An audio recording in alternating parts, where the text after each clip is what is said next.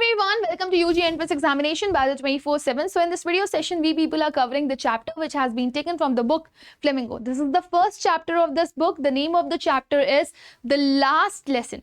So as you can see, the name of the chapter is also ironical क्योंकि आप कभी सोचो आपके क्लास में एक बुक है और उस बुक के पहले चैप्टर का नाम ही The Last Lesson है. So ये कॉन्ट्राडिक्टरी स्टेटमेंट देता है जो आपको थोड़ा सा डिफरेंट दिखाई देता है. So this is somehow said as irony, right?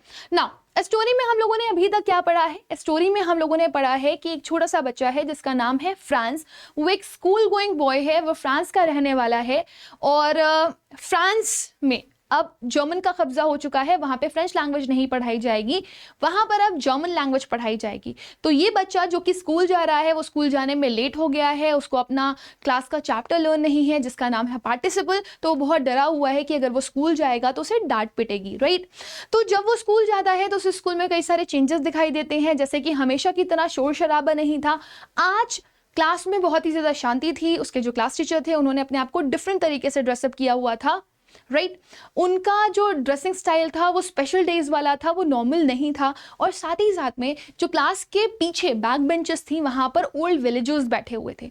तो उसको समझ नहीं आता कि आखिर क्या हुआ है. फिर जब उसके क्लास टीचर उसे बताते हैं कि आज हमारे स्कूल में, हमारे क्लास में हम हमारा फ्रेंच का आखिरी लेसन पढ़ेंगे, तो वो बड़ा ही शॉक्ड हो जाता है और उसे बड़ा ही बुरा लग रहा है. वो बहुत ही रिग्रेट कर रहा है कि आज तक कभी उसने अपनी मदर टंग, अपनी फ्रेंच लैंग्वेज को सीखने की कोशिश क्यों नहीं करी. सो उसी रिग्रेशन को अभी हम आगे बढ़ेंगे कि किस तरीके से वो बहुत ही सैड है और उसे कैसे बुरा लग रहा है और किस तरह का हम आगे रिएक्शन देते हैं और वो उसे क्या समझाते हैं. So let's get started. So this is gonna be the part 2 of the chapter जिसे हम कंटिन्यू कर रहे हैं. इसका पार्ट फर्स्ट हमने कवर कर लिया है जो कि आपको रिकॉर्डेड वीडियोज में CUET अड्डा के चैनल पर मिल जाएगा, उसे जरूर से जरूर वॉच करेगा. So let's begin. Now My last French lesson. Now this has already been said by M. Hamel कि आज बच्चों आप लोगों का आखिरी फ्रेंच लेसन है. Now this is the reaction of who? किसका रिएक्शन है ये फ्रांस का रिएक्शन है. My last French lesson. इसके बाद एक एक्सक्लेमेटरी का साइन इसीलिए लगा हुआ है क्योंकि ये कहीं ना कहीं दिखा रहा है कि फ्रांस बहुत ही शॉक्ड है. I hardly knew how to write. I should never learn anymore. I must stop there then. Oh, how sorry I was for not learning my lesson, for seeking bird's egg or going sliding on the Saar. आप देख रहे हो कि France कितना ज़्यादा shocked है और वो कितना ज़्यादा पछता रहा है, कितना रिग्रेट कर रहा है. वो इस बात पे रिग्रेट कर रहा है कि क्यों उसने कभी फ्रेंच लैंग्वेज को सीखने की कोशिश नहीं करी, क्यों हमेशा वो अपने टाइम को वेस्ट करता रहा, right? So he is saying my last French lesson. क्या ये मेरा आखिरी फ्रेंच लेसन होगा?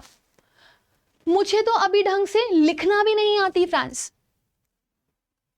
लैंग्वेज मुझे अभी ढंग से लिखना तक नहीं आती, right? I should never learn any more. अब मैं और आगे सीख भी नहीं पाऊंगा, मुझे यही अभी स्टॉप करना पड़ेगा, ये मेरा आखिरी लेसन होने वाला है. ओ हाउ सॉरी आई वॉज. वो कितना ज़्यादा पछता रहा था इस चीज़ को लेकर के, वो यहाँ पे दिखा रहा है. वो कितना ज़्यादा शॉक्ड था, कितना ज़्यादा रिग्रेट में था, वो यहाँ पे ये शो कर रहा है आपको. कह रहा है मैं कितना ज़्यादा सॉरी फील कर रहा था कि आज के बाद मैं कभी भी अपना फ्रेंच लेसन सीख नहीं पाऊंगा. Why so? Because he was always busy in seeking birds' egg. वो हमेशा जनरली ढूंढता था कि कहाँ पे उसको बर्ड्स के, चिड़ियों के अंडे मिल जाएं, राइट? या फिर वो क्या करता था, वो सार में स्लाइड करने चला जाता था. Know what does it mean? जैसे आपको पता है आपके इंडिया में बहुत मेजर रिवर्स बहती हैं, जैसे कि गंगा हो गया, ठीक है, सरस्वती हो गया. वैसे ही आपके जो फ्रांस है वहाँ पर जो रिवर बहती है उसका नाम है सार. और सार में वो हमेशा अपना टाइम यूटिलाइज करता था या वेस्ट करता था, कुछ भी कह सकते हो. यहाँ पर नदी के किनारे हमेशा नदी में तैरना या उसके किनारे बैठ जाना, उधर पत्थर मारना या फिर अलग अलग एक्टिविटीज़ करना, वो इसी तरीके से अपना टाइम पास किया करता था. वो कभी भी फ्रेंच लैंग्वेज के टुवर्ड्स बहुत ज़्यादा कभी सीरियस हुआ ही नहीं. My books that had seemed such a nuisance a while ago, so heavy to carry, my grammar and my history of the saints were all friends now that I couldn't give up. All of the sudden आप देख रहे हो ना यहाँ पर France के अंदर किस तरह के चेंजेस आ रहे हैं. अभी तक वो फ्रांस जो कि अपना टाइम वेस्ट किया करता था, वो अचानक से पछतावा फील करने लगा है कि वो अपनी फ्रेंच लैंग्वेज क्यों नहीं सीख पाया या वो अब आगे अपनी फ्रेंच लैंग्वेज सीख नहीं पाएगा. दूसरा, वो दुखी है, उसे वो किताबें, वो बुक्स जो अभी तक प्रॉब्लम लगती थी, परेशानी लगती थी, न्यूसेंस मीन्स प्रॉब्लम, राइट? उसे अब यही हैवी बुक्स, यही हिस्ट्री की किताबें राइट, बहुत अच्छी लगने लगी थी। उसको लगता था ये तो मेरे पुराने दोस्त हैं और वो अब उन्हें छोड़ना नहीं चाहता था। So these are the changes which can be seen in Franz behaviour after hearing this, कि अब उसे फ्रेंच लैंग्वेज कभी भी पढ़ाई नहीं जाएगी। एंड एमहैमिल टू, ओ उसे अब एमहैमिल भी अच्छे लग रहे थे। The idea that he was going away, that I should never see him again, made me forget all about his ruler and how cranky he was. तो कहता है कि जब मुझे ये पता चला कि फ्रेंच लैंग्वेज का आज आखिरी लेसन है और एमहैमिल आज अपना आखिरी लेसन दे रहे हैं, तो मुझे अचानक से मेरी हिस्ट्री बुक्स, मेरी किताबें मेरी ओल्ड फ्रेंड लगने लगी थी और मुझे अब अचानक से एमहैमिल भी अच्छे लगने लगे थे। ऑल्दो वो यहाँ पर ये भी बताने की कोशिश कर रहा है कि मेरे दिमाग से ये आइडिया कहीं दूर ही चला गया था कि एमहैमिल एक क्रैंकी पर्सन है, एक बैड टेम्पर्ड इंसान है, एक शॉर्ट टेम्पर्ड इंसान है, बल्कि उसको बार बार ये थॉट आ रहा था, ओ अब मैं एमहैमिल को कभी नहीं देख पाऊंगा। राइट, सो यहाँ पर ये दिखाया जा रहा है कि किस तरीके से हमारा बिहेवियर चेंज होता है जब हमें ये पता चलता है कि कोई चीज़ आज के बाद हमें कभी देखने के लिए नहीं मिलेगी, या हम उस चीज़ से आखिरी बार मिल रहे हैं और उससे कभी भी नहीं मिल पाएंगे। सो अचानक से हमारी थॉट प्रोसेसिंग चेंज होने लगती है, हमें अचानक से सारी चीज़ें अच्छी लगने लगती हैं, जो अभी किसके साथ हो रही है, फ्रांस के साथ हो रही है। फ्रांस जिसके टीचर उसे कभी पसंद नहीं आए फ्रेंच लैंग्वेज पढ़ाते हुए, अचानक से उसे उन्हें खोने का डर था, उन्हें बुरा लग रहा था कि कहीं ऐसा ना हो कि एमहैमिल हमेशा हमेशा के लिए चले जाए और कहीं ऐसा ना हो कि मैं हमेशा मिस करूं अपने फ्रेंच लैंग्वेज को, जो कि उसके साथ आज हो रहा था। वो आने वाले टाइम पर अपनी फ्रेंच लैंग्वेज को बहुत मिस करने वाला था, क्योंकि ना ही अब उसे वो पढ़ाई जाएगी और ना ही वो पर्सन उसके साथ अब होगा जो कि उसे पढ़ा रहा था फ्रेंच लैंग्वेज। सो वो यहाँ पे दुखी है, he is sad, and these are the changes which had been noticed there in the lesson. Poor man, it was in honor of this last lesson that he had put on his fine Sunday clothes. Fine Sunday cloth का मतलब है best dress उन्होंने अभी तक का, मतलब अपनी जिंदगी के जो सबसे खास ड्रेसेस होते हैं जो आप स्पेशल ओकेजन पे पहनते हो ना, वो अब फ्रांस को समझ में आ रहा था कि अब मुझे समझ में आ रहा है कि क्यों एमहैमिल इतने अच्छे से ड्रेसअप होकर के आए हैं, क्यों उन्होंने अपने स्पेशल वाले संडे क्लॉथ्स पहन रखे हैं, क्योंकि वो रिस्पेक्ट पे करना चाहते हैं फ्रेंच लैंग्वेज को, इस जगह को, इस प्लेस को, क्योंकि अब वो यहाँ पर कभी भी नहीं आ पाएंगे। And now I understood why the old man of the village was sitting there in the back of the room. और अब उसे ये भी समझ में आ रहा था कि क्यों इस गांव के जो पुराने या बूढ़े विलेजर्स हैं वो यहाँ पर आकर के पीछे सीट्स पर बैठे हुए थे। It was because they were sorry too that they had not gone to school more. That means सिर्फ फ्रांस ही वो पर्सन नहीं था जो कि पछता रहा था, दुखी था, उसके साथ साथ और भी वहाँ पर लोग थे जो इस बात से बहुत ज़्यादा दुखी थे कि ना ही अब फ्रेंच लैंग्वेज पढ़ाई जाएगी अल्सास और लॉरेन में, और ना ही अब एमहैमिल और कंटिन्यू करने वाले हैं। और शायद यही वजह थी कि जो ओल्ड विलेजर्स थे वो आए थे एमहैमिल और उनकी लैंग्वेज को रिस्पेक्ट पे करने के लिए। They were also really very sorry कि उन्होंने कभी भी फ्रेंच लैंग्वेज सीखने की कोशिश नहीं करी। That they had not gone to school anymore. वो इस बात से भी दुखी थे कि वो कभी भी ना स्कूल क्यों बंक किया करते थे और अब वो स्कूल कभी नहीं गए, इस चीज़ के लिए वो पछता रहे थे। It was their way of thanking our master for his 40 years of faithful service and of showing their respect for the country that was theirs no more.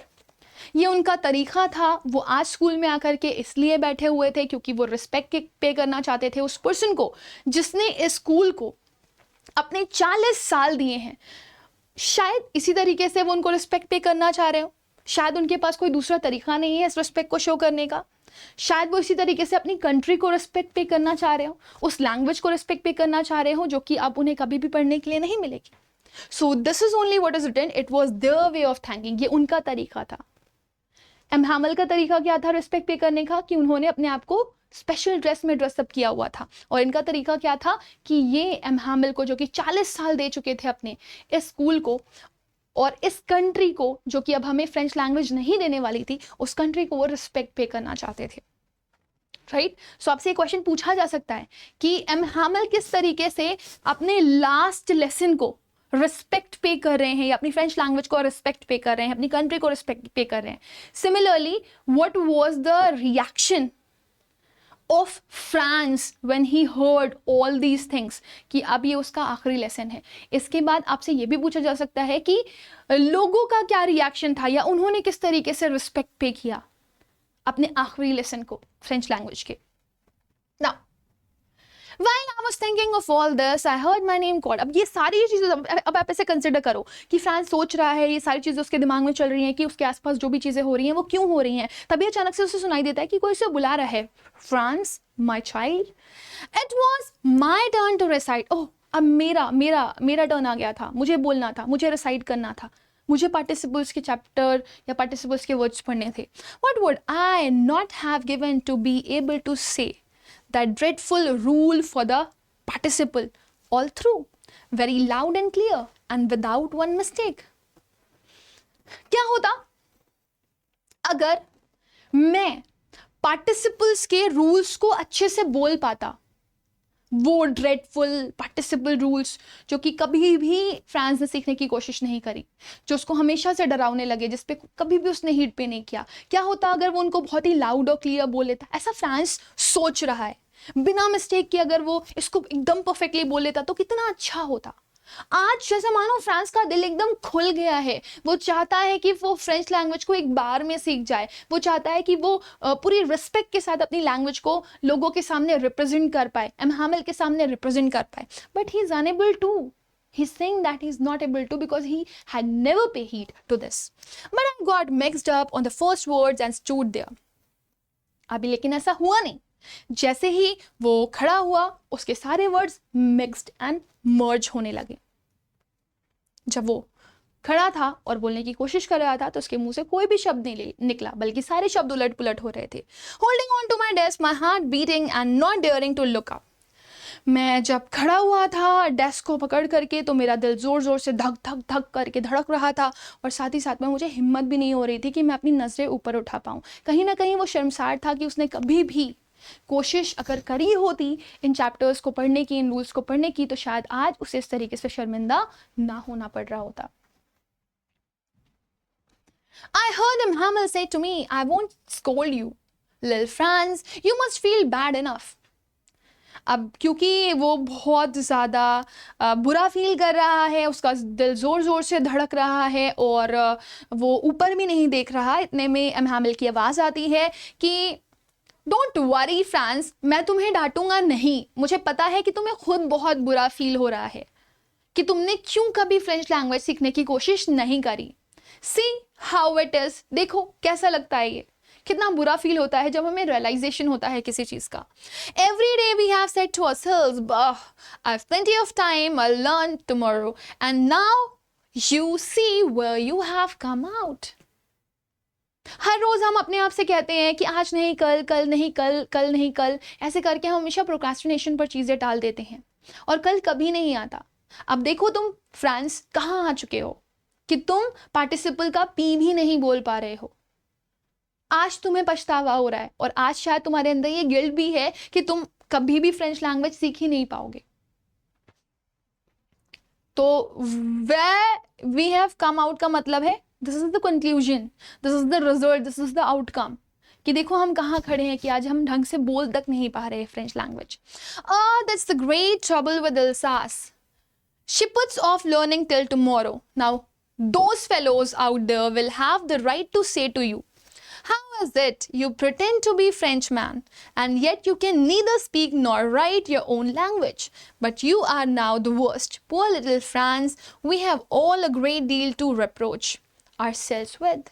So यहाँ पर एम हैमिल बहुत सारी बातें कर रहे हैं फ्रांस से, कह रहे हैं देखो ये कितनी बड़ी प्रॉब्लम है अल्सास के साथ। That's the great trouble with the Alsace. She puts off learning till tomorrow.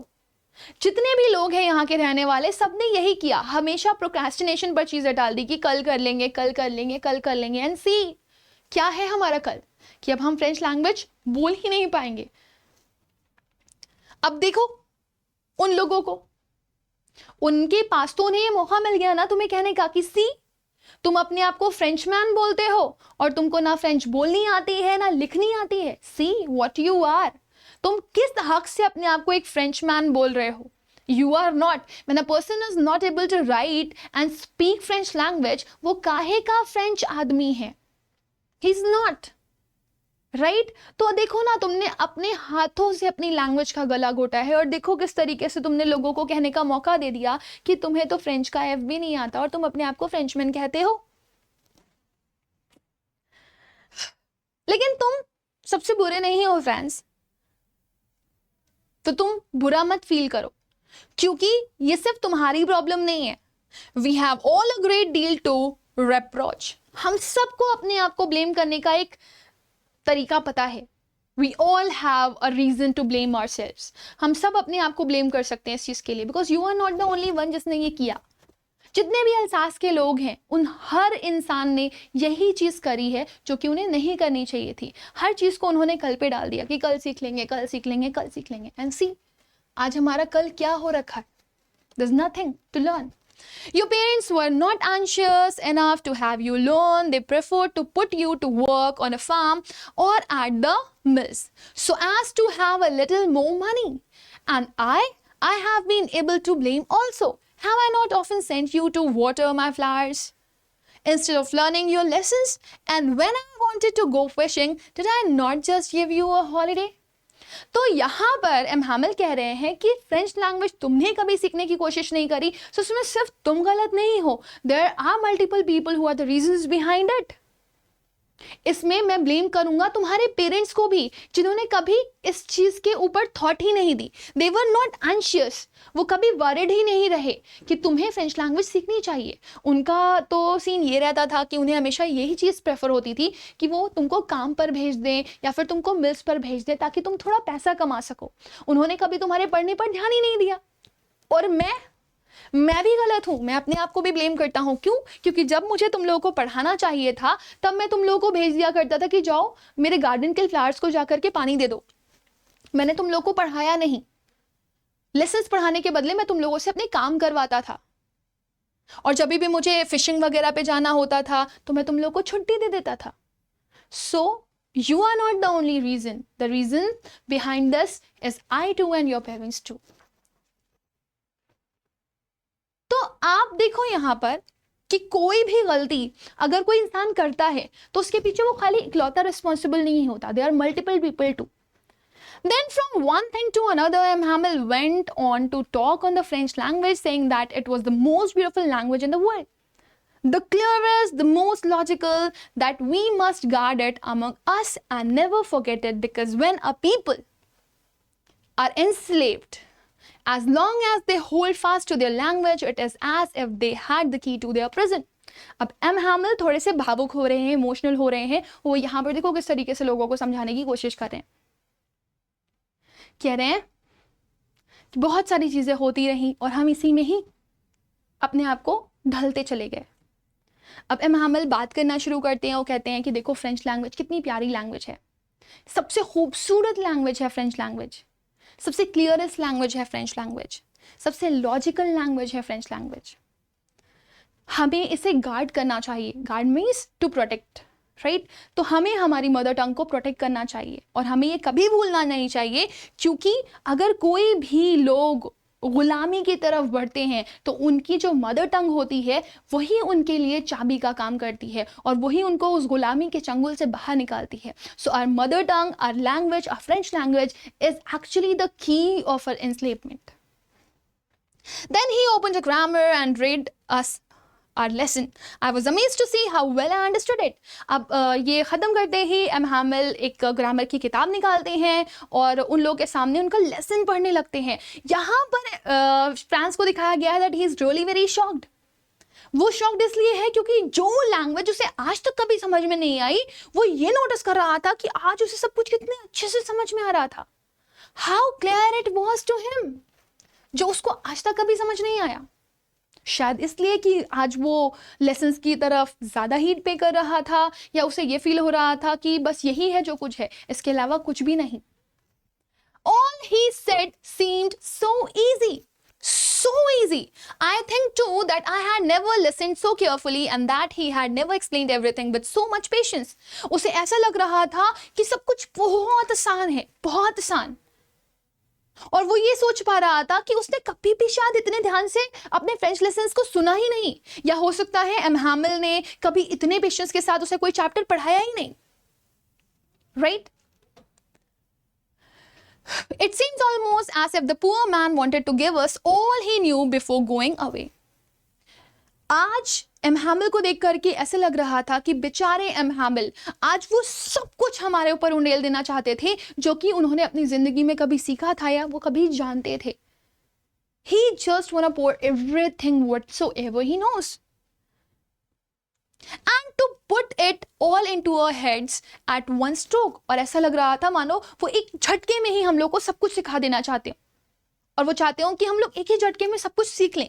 After the grammar, we had the lesson in writing. That day, M. Hamill had new copies for us written in a beautiful round hand, France, Alsace, France, Alsace. They looked like little flags floating everywhere in the school room, hung from the rod at the top of her desk.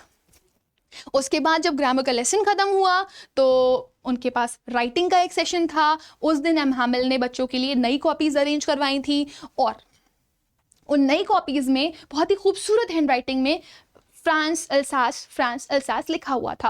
अब देखो यहाँ पे France की situation क्या है, उसको कितने खूबसूरत लग रहे हैं. मतलब यहाँ पे ये भी दिखाया गया है कि कहीं ना कहीं फ्रांस के अंदर एक पेट्रियोटिज्म वाली फीलिंग जाग उठी थी, देशभक्ति की फीलिंग जाग उठी थी. वो कह रहा था कि ये जो फ्रांस अल्सास लिखा हुआ था, मुझे ऐसे लग रहा था मानो किसी ने मेरी डेस्क में एक रॉड लगा करके उसके ऊपर फ्रांस के झंडे टांग दिए हो. वो इतने खूबसूरत दिखाई दे रहे थे, इतने प्यारे दिखाई दे रहे थे, जैसे कि वो झंडे लहरा रहे हों. तो ये कहीं ना कहीं दिखाता है कि उस टाइम वो कितना देशभक्ति के मूड में था. उसे कितना बुरा लग रहा था कि उसकी मदर टंग उससे जुदा हो रही है और उसका जो फ्रेंच लैंग्वेज है वो उससे कितना क्लोज हो चुका है.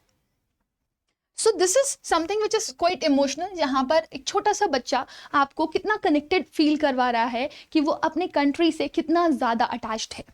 ऑफ कोर्स सबको अपनी मदर टंग से प्यार होता है, सबको अपनी जगह से प्यार होता है, सबको उस जगह से प्यार होता है जहाँ पे वो पैदा हुए होते हैं. You ought to have seen how everyone set to work and how quiet it was. The only sound was the scratching of the pens over the paper. कह रहे हैं आप वहां पर देख सकते थे कि सबको एक कितना अच्छे से काम पर लगे हुए थे और वहां पर बिल्कुल शांति थी, बिल्कुल शांति. सिर्फ जो आवाज वहां पर सुनाई दे रही थी वो थी पेपर के ऊपर पेन से लिखने की. Once some beetles flew in. हाँ, एक बार ऐसा हुआ था, कुछ बीटल्स अंदर आई थी. But nobody paid any attention to them, not even the littlest one who worked right on tracing their fish hooks as if that was French too. अब आप यहाँ पर देखेंगे कि कितने प्यार से जो हमारे राइटर हैं उन्होंने खूबसूरती से बहुत ही अच्छे से इन चीज़ों को रिप्रेजेंट किया है कि फ्रांस कह रहा है कि वहाँ पर कोई भी आवाज़ आप सुन नहीं सकते थे सिवाय पेन और पेपर की जिससे लोग लिख रहे थे. इवन कुछ बीटल्स भी अंदर आई थी. बीटल्स क्या होते हैं, आप इस तरीके के जो कीड़े होते हैं ना उनको आप बोलते हो बीटल्स. रेड कलर का उनका थोड़ा सा बॉडी होता है, ब्लैक कलर के स्पॉट्स होते हैं. वो अंदर आए लेकिन किसी ने भी अटेंशन पे नहीं किया. तो वो यहाँ पे दिखाना चाह रहा है कि कितना ज़्यादा लोग फोकस थे कि जो सबसे छोटा क्रिएचर था पढ़ने वाला उस क्लास में वो भी अटेंशन पे नहीं कर रहा था. आगे चल के आपको पता चलेगा कि ये छोटे छोटे से जो क्रिएचर्स थे वो पिजन्स थे, राइट. अब पिजन्स क्या कर रहे थे आप देखेंगे यहाँ पर जो पिजन के क्लॉज हैं, ये पंजे देख रहे हो ना, वो पंजे में निकले हुए नाखून देख रहे हो ना, इनको वो फिश हुक्स कह रहा है. जैसे पेन से हम लोग लिखते हैं ना, तो पेन का जो एकदम निब होता है उसी की मदद से हम लोग कॉपी पर लिख रहे होते हैं. तो यहाँ पर पिजन्स के हुक को आप बोल सकते हो कि वो पेन की निब की तरीके दिखाया गया है कि वो उससे मान लो ऊपर लिख रहे थे और उनको भी इस बात का एहसास नहीं था कि कौन अंदर आ रहा है कौन अंदर जा रहा है. They were also very very focused कि वो भी इधर उधर हेवे नहीं जाना चाहते थे. वो भी फ्रेंच पढ़ रहे थे. On the roof the pigeons cooed very low and I thought to myself, will they make them sing in German even the pigeons? अब यहाँ पर वो क्या कह रहा है कि ऊपर बैठे हुए जो पिजन्स थे, जो लिटिलेस्ट क्रिएचर थे उसके क्लास के, वो भी क्या कर रहे थे, वो भी फ्रेंच पढ़ रहे थे. लेकिन जब उन्होंने अपनी धीमी सी आवाज में कू किया तो फ्रांस के दिमाग में एक थॉट आया कि क्या अब जर्मन्स इनको बोलेंगे कि तुम कू भी जर्मन लैंग्वेज में करो. आई मीन हमारी लैंग्वेज को तो वो चेंज करवा सकते हैं, लेकिन क्या वो जानवरों की लैंग्वेजेस को भी चेंज करवा देंगे कि उन्हें भी जर्मन में कू करना है और जैसे फ्रेंच में कोई अलग लैंग्वेज में वो कू करते हो. सो एक तरीके से ये एक टॉन्ट मारा है राइटर ने उन पर्सन्स के ऊपर जो आ करके किसी और कंट्री से दूसरे कंट्री पर कब्जा कर लेते हैं और वो सब कुछ बदलना चाहते हैं, हर चीज़। ऑफ कोर्स वो इंसानों के रहन सहन को बदल सकते हैं, but they can not change the livelihood of animals. Whenever I looked up from my writing, I saw M. Hamel sitting motionless in his chair and gazing first at one thing, then at other, as if he wanted to fix in his mind just how everything looked in that little school room. अब France पूरी तरीके से focused है, वो अपने lesson को right कर रहा है, लेकिन जब भी वो ऊपर देखता था तो उसको दिखाई देते थे एम हैमिल कि वो कितना मोशनलेस बैठे हुए हैं। मतलब उनकी बॉडी पूरी तरीके से स्टिर है, लेकिन उनकी आंखें, नज़रें चारों तरफ घूम रही हैं। वो क्लासरूम को बहुत अच्छे से निहार रहे हैं, जैसे मान लो वो अपनी आंखों में सब कुछ समा लेना चाहते हैं, क्योंकि अब वो कभी इस क्लास में नहीं आ पाएंगे, क्योंकि फ्रेंच लैंग्वेज की कोई नीड नहीं है, तो एम हैमिल की भी कोई नीड नहीं होगी। तो जैसे मानो उन्होंने जो कि 40 साल इस स्कूल को दे चुके थे, वो इस स्कूल से इतना ज़्यादा जुड़ चुके थे कि वो इस हर एक चीज़ को, इस हर एक नज़ारे को अपनी आंखों में समा लेना चाहते थे, और वो चाहते थे कि वो अपनी आंखों में इसकी ऐसी इमेज क्रिएट करे कि वो इसको कभी भी भूल ना पाए। वो हर एक छोटी चीज को इस तरह से देख रहे थे कि वो सब कुछ फिक्स कर लेना चाहते थे अपनी आंखों में। Fancy for 40 years he had been there in the same place with his garden outside the window and his class in front of him. कह रहा है कि 40 साल जिस आदमी ने स्कूल को दिए थे, इस जगह को दिए थे, उसी सेम जगह वो आकर के पढ़ाते थे, उनकी सुबह शाम इसी जगह पर होती थी। बाहर का गार्डन वो देखते थे आकर के, उनकी क्लास की विंडो को वो देखते थे, उनकी क्लास का सामना वो ऐसे करते थे।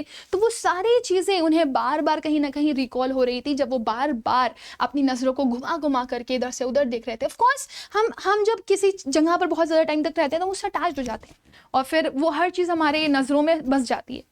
For 40 years he had been there in the same place with his garden outside the window and his class in front of him just like that. उन्होंने सारी चीजें वैसे ही as it is देखी थी 40 सालों से, लेकिन अब उनकी जिंदगी में एक बड़ा सा चेंज आ रहा था जिसको पता नहीं वो एक्सेप्ट कर पा रहे होंगे या नहीं कर पा रहे होंगे, बट ईदर बाय हुक और क्रूक उन्हें वो करना था।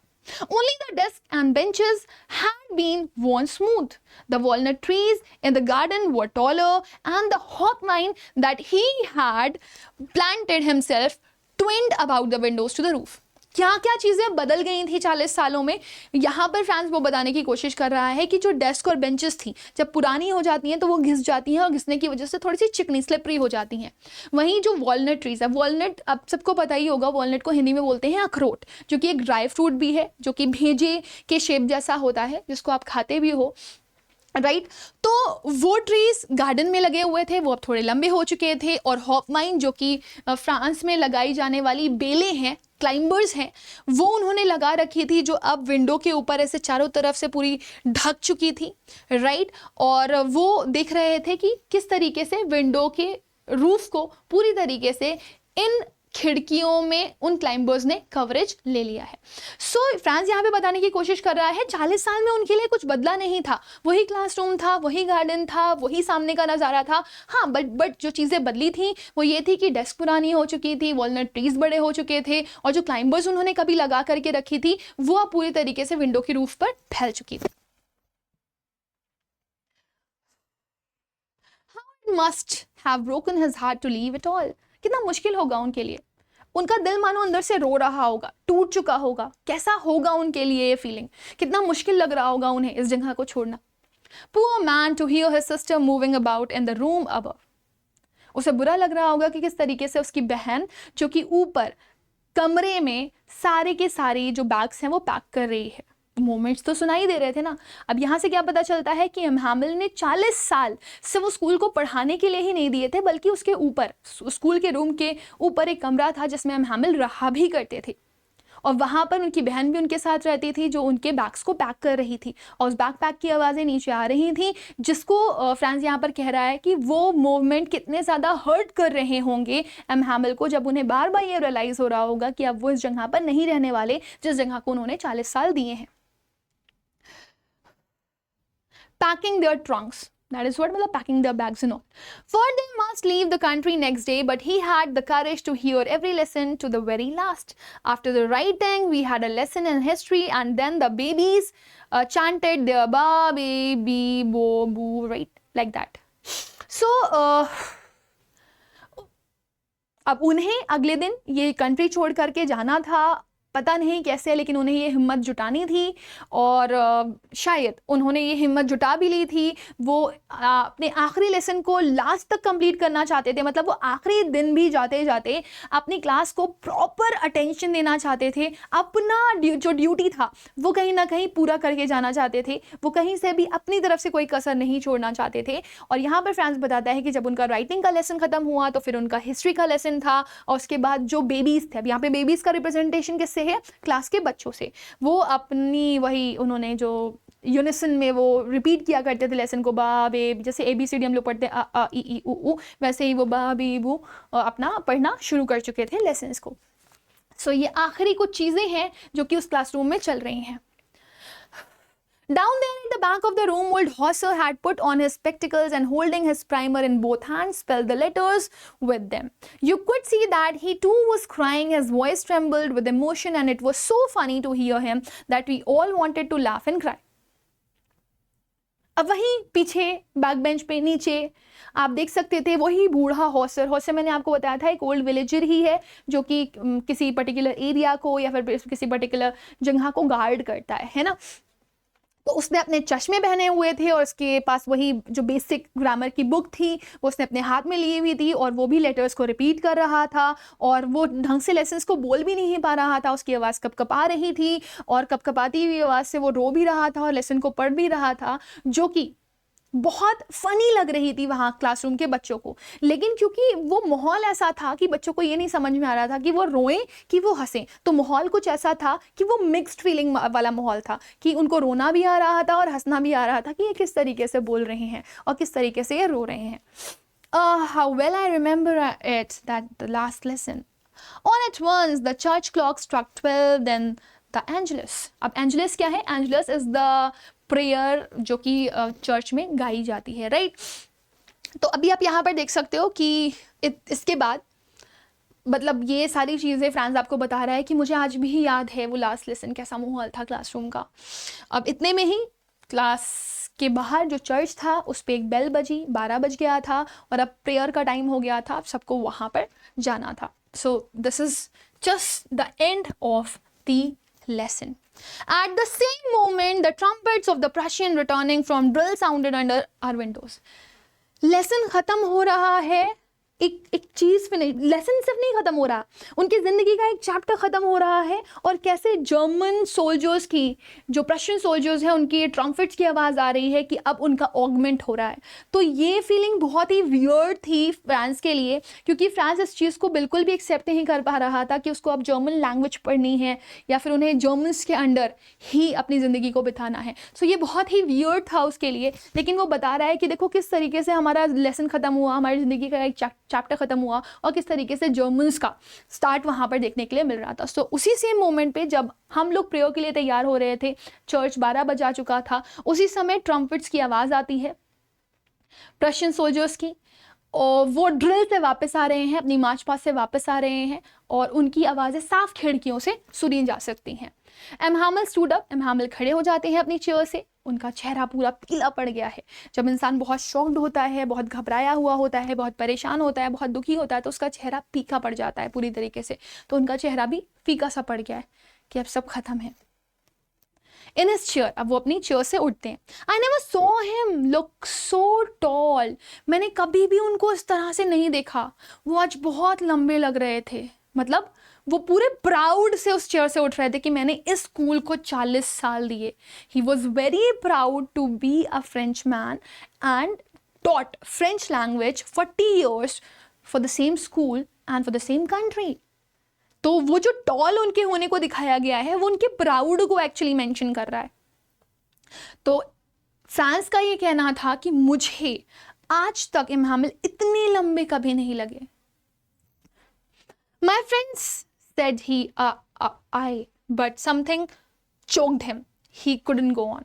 इमामुल जब खड़े हुए तो वो कुछ बोलना चाह रहे थे, उनके मुंह से आय निकलता निकलता रुक गया, उनका जैसे गला भर आया हो, वो बहुत इमोशनल थे और वो कुछ बोल नहीं पा रहे थे, बट उन्हें अपने वर्ड्स को, अपने शब्दों को जारी रखना था, तो उन्होंने जारी रखा। Then he turned to the blackboard, फिर वो इस तरीके से ब्लैक बोर्ड की तरफ पलट गए।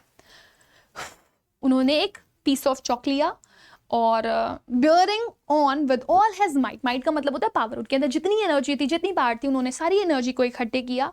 उन्होंने बड़े बड़े शब्दों में बोर्ड के ऊपर लिखा विव ला फ्रांस। ये CUET के अभी इस बार जो एग्ज़ाम हुआ है CUET के एग्ज़ाम में ये इसका मीनिंग पूछा गया है, vive la France, which means long live France. Then he stopped, फिर वो ये लिख करके रुक गए and leaned his head against the wall, और इस तरीके से उन्होंने अपने सर को बोर्ड से लगा दिया और वो इस शेप में वो बोर्ड से लग गए थे। And without a word he made a gesture to us with his hand, school is dismissed, you may go। अब उनके मुंह से कुछ निकल नहीं रहा था, वो बहुत दुखी थे और उन्होंने अपने हाथों से इस तरह का जेस्चर क्रिएट किया कि अब आप लोग जा सकते हो, क्लास ख़त्म हो गई है। And he was so emotional कि यहाँ पर दिखाया जा रहा है कि he was not even having this much करेज कि अब वो और कुछ बोल पाते। वो ये बताने की कोशिश कर रहे थे कि अब आप जाओ, आज मैं जाऊँगा, आज आपकी फ्रेंच लैंग्वेज जाएगी और आज के बाद आप फ्रेंच लैंग्वेज कभी भी नहीं पढ़ पाओगे। So with this, my dear student, we have come to the end of the chapter, and this is the end, although the end is really very emotional, but the story gives us a very beautiful lesson कि अगर हम किसी जगह पर रहते हैं तो हमें उस जगह की हर एक चीज़ से प्यार करना चाहिए, because you never know when it will be the last time. तो जो भी चीज़ें हमारे आसपास हैं हमें उनको रिस्पेक्ट पे करनी चाहिए, हमें हमेशा उनके लिए बहुत ही लविंग और बहुत ही प्राइड के साथ रहना चाहिए कि वो हमारे पास है, क्योंकि अगर कल वो हमारे पास नहीं हुई तो सबसे ज़्यादा हर्ट और दुखी होने वाले इंसान हम ही लोग होंगे। सो अब इसी के साथ मैं आप लोग को जाते जाते एक होमवर्क क्वेश्चन ज़रूर दूंगी, जिसका आंसर मैं चाहती हूँ कि आप after the video comment section में दो, मुझे बताना कि आपको पूरा चैप्टर अच्छे से समझ में आया नहीं आया। कोई डाउट हो तो आप मुझे आफ्टर द वीडियो ज़रूर से ज़रूर पूछ सकते हो। तो आपको यहाँ पर बताना है the student in Hamid class हुआ, जो स्टूडेंट्स हम हामिल की क्लास में देखे जा सकते थे वो कौन कौन थे या कैसे दिखाई दे रहे थे, आप मुझे कमेंट सेक्शन में ज़रूर बताइएगा। Right, so this is the end of the chapter. But जाते जाते आप लोग को ये बताते चलो कि अगर आप CUET की प्रिपरेशन कर रहे हैं और आप अभी से ही बिल्कुल स्टार्टिंग से अपनी प्रिपरेशन करना चाहते हैं, so we have a ambition batch, जो कि आपको हमारे